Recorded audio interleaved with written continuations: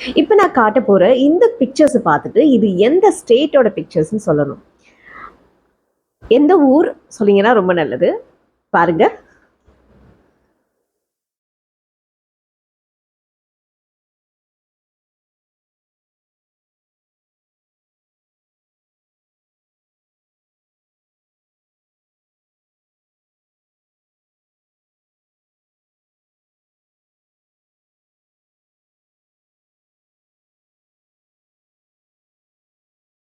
வாழ்க்கையில கொஞ்சம் பவர் கிடைச்சதுன்னா யாரை நம்ம ஏமாத்தலாம், எப்படி மிரட்டி பணம் சம்பாதிக்கலாம், எவ்வளோ கோடிகள்ல சம்பாதிக்கலாம், எத்தனை கேர்ள் ஃப்ரெண்ட்ஸ் வச்சுக்கலாம், 3 4 5 6 அப்படின்னு, அண்ட் எவ்வளோ பினாமிகளை உருவாக்கிக்கலாம் அப்படின்னு நினைக்கிற மனிதர்களுக்கு மத்தியில ஒரு சூப்பரான ஒரு கோல்டன் பர்சனாலிட்டி நான் கண்டுபிடிச்சிருக்கேன் அப்படின்னு சொல்லும்போது எனக்கு ரொம்ப ஹாப்பியாக இருக்குது. So I just want to share with you all, just like ஒரு ஃப்ரெண்ட்லி மேனரை தான் நான் ஷேர் பண்ண வந்திருக்கேன். இன்றைக்கி நான் வந்து சைக்காலஜிஸ்ட் இல்லை, ஃபார்மசிஸ்ட் இல்லை, எதுவும் இல்லை, உங்களோட ஃப்ரெண்டு சக்தி. எஸ், ஆக்சுவலாக இந்த நியூஸை நான் ஸ்டார்ட் பண்ணும்போது ஒரு தமிழன் வந்து ஒடிசாவை ஆள போகிறாருன்னு சொன்னேன். ஓஹோ, நம்ம ஊர் தமிழர், நம்ம ஊர், சரி நம்ம ரத்தம் என்னதான் பண்ணியிருக்காருன்னு பார்க்கலான்னு தேட ஆரம்பித்தது. முதல்ல நான் தேட ஆரம்பிச்சது விகே பாண்டியனை பற்றி தான். ஆனா அதுல நான் தேட ஆரம்பிக்கும் போது கண்டுபிடிச்சது ஒரு சூப்பரான ஒரு கோல்டன் பர்சனாலிட்டியா இருக்கிற நவீன் பட்நாயக். Phenomenal personality Naveen Patnaik. அவர் கொண்டு வந்திருக்க விஷயங்கள், அந்த ஊரை வந்து அவர் அந்த ஸ்டேட் அவர் மாற்றிருக்கிறதுக்காக அவர் எடுத்திருக்க efforts phenomenal. Every day by day அவரோட திங்கிங், தாட் எல்லாமே எதை பற்றி இருக்குன்னா மக்களுக்கு ஏதாவது செய்யணும், மக்களுக்கு ஏதாவது செய்யணும். Even at this old age he's been thinking about only about people. இப்படி ஒரு பொலிட்டீஷியன் கிடைக்கிறதுக்கு அந்த மக்கள் டெஃபினட்டாக தேர் பிளஸ்ட். ஆக்சுவலி தேர் அவ்வளோ லக்கியஸ்ட் பீப்புள்னு தான் நான் சொல்லுவேன். ஏன்னா தி காட் அ ஃபென்டாஸ்டிக் ஒரு லீடர் அவங்களுக்கு கிடைச்சிருக்குது. அவங்க வந்து ஒரு 5T அப்படிங்கிற ஒரு விஷயத்தை இன்ட்ரடியூஸ் பண்ணியிருக்காங்க. 5Tனா லைக் டிரான்ஸ்ஃபர்மேஷன் அண்ட் ரொம்ப டிரான்ஸ்பரண்ட்டாக அந்த டிரான்ஸ்ஃபர்மேஷனை உருவாக்கணும், அந்த டைம் லிமிட்டுக்குள்ளே உருவாக்கணும். அண்ட் இந்த மாதிரி ஒரு 5 விஷயங்களை எடுத்துக்கிட்டு அதை வந்து 5Tன்னு கொண்டு வந்து அந்த டெக்னாலஜியை வச்சு எப்படி அந்த டிரான்ஸ்ஃபர்மேஷன் கொண்டு வர போகிறோம், அந்த டைம் லிமிட்டுக்குள்ளே எப்படி கொண்டு வர போகிறோம், அண்ட் எப்படி வந்து நம்ம இந்த இதை வந்து டிரான்ஸ்பரண்ட்டாக பண்ண போகிறோம் அப்படின்னு கொண்டு வந்திருக்காரு. ஸோ இவர் வந்து ஒரு முக்கியமான விஷயத்தை கொண்டு வந்தது அட்மினிஸ்ட்ரேஷனில் கரப்ஷன் ஃப்ரீ அண்ட் டிரான்ஸ்பரண்ட் அப்படிங்கிற ஒரு விஷயத்தை இவர் தான் இன்ட்ரடியூஸ் பண்ணியிருக்காரு இந்த ஸ்டேட்டில்.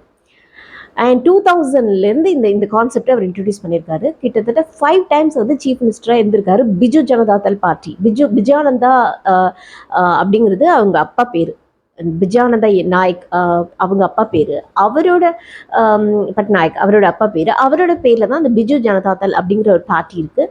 அந்த பார்ட்டியோட லீடராக இருக்கிற நவீன் பட்நாயக் தான் சீஃப் மினிஸ்டராக 5 times இருந்திருக்காரு. இது உங்க எல்லாருக்குமே தெரியும். ஒடிசாவோட சீஃப் மினிஸ்டர். இப்போ அந்த ஒடிசாவை எவ்வளோ தூரம் வந்து டிரான்ஸ்ஃபர்மேஷன் பண்ணியிருக்காங்கன்னா ஃபினாமினல். அது அங்கே இருக்க ஸ்கூல்ஸ் எல்லாம் பார்த்தீங்கன்னா, நீங்கள் இப்போ பார்த்ததெல்லாம் கவர்மெண்ட் ஸ்கூல்ஸ் எவ்வளோ சேஞ்ச் ஆகிருக்கு பாருங்கள். அண்ட் கவர்மெண்ட் ஸ்கூல் வந்து லைக் ஒரு ஒரு ஒரு டாப், ஒரு ஈவன் ப்ரைவேட் ஸ்கூலில் கூட அந்த அளவுக்கு ஃபெசிலிட்டிஸ் கொண்டு வர முடியுமான்னு தெரியாது, அவ்வளோ இதாக கொண்டு வந்திருக்காங்க. அண்ட் ஆடிட்டோரியம்லாம் பார்த்தீங்கன்னா சான்ஸே இல்லை. கவர்மெண்ட் ஆடிட்டோரியமாக இப்படி இருக்குது அப்படின்ற மாதிரி இருக்கும். அவ்வளோ ஒரு ப்ரைவேட்டோட ஆடிட்டோரியம், ப்ரைவேட் தியேட்டர்ஸ் எல்லாமே தோற்று போயிடும். அந்த அளவுக்கு ஒரு எக்ஸ்ட்ரானரியாக வந்து இன்ஃப்ராஸ்ட்ரக்சர் கொண்டு வந்திருக்காங்க அண்ட் ஃபெசிலிட்டிஸ் கொண்டு வந்திருக்காங்க. அதே மாதிரி ரோடு கனெக்டிவிட்டி ரொம்ப முக்கியமான ஒரு விஷயம். இவர்கிட்ட நான் அப்ரிஷியேட் பண்ண நினைக்கிறது என்னன்னா, இந்த எக்காலஜியை, சுற்றுச்சூழலை வந்து பாதுகாக்கணும்.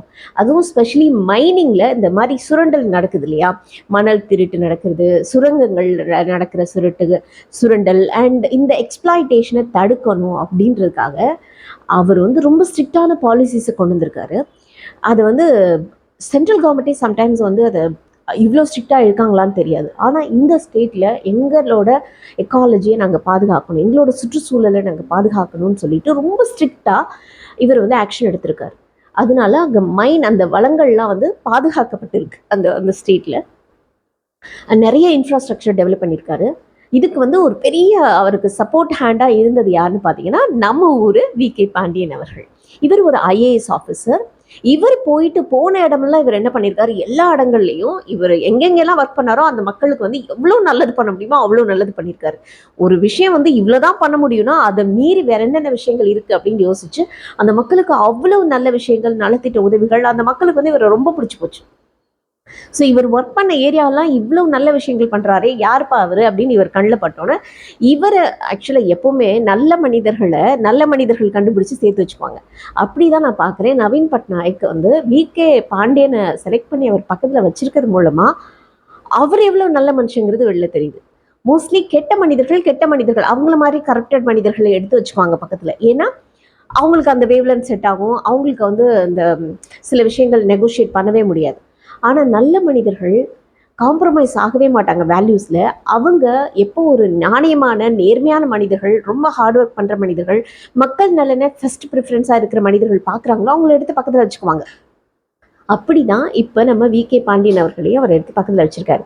இவர் வந்து ஒரு ஐஏஎஸ் ஆஃபீஸர். நம்ம ஊர்லேருந்து போயிட்டு ஐஏஎஸ் ஆகிட்டு அதுக்கப்புறம் அந்த பதவியை ரிசைன் பண்ணிட்டு இப்போ பிஜு ஜனதா தளில் இவர் வந்து கட்சியோட தலைவராக இவரை அனௌன்ஸ் பண்ணியிருக்காங்க. அடுத்த சீஃப் மினிஸ்டராக இவர் ஆறதுக்கான பாசிபிலிட்டிஸ் நிறைய இருக்குது.